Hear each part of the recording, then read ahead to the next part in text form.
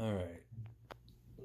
So my wife likes this microwave, but it's not working so great anymore. We had this giant other microwave that works great. So I'm just going to put the components of this microwave into this littler one. I hope it works. This one's this model number and information. This transformer and capacitor. I'm going to swap it with this Magnatron. That transformer and capacitor. And of course the temp sensors have been switched over, so we'll see how it goes.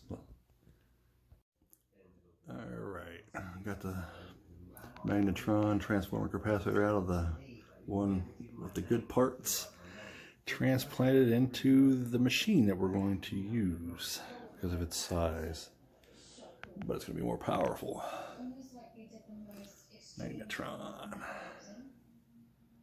all good to go. I'll let you know how it works. Alright, so far so good. Parts are in.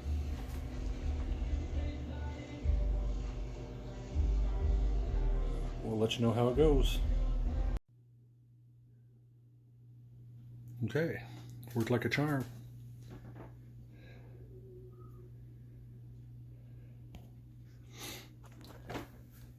Oh, this thing's recording or not. Yeah, I guess. Okay.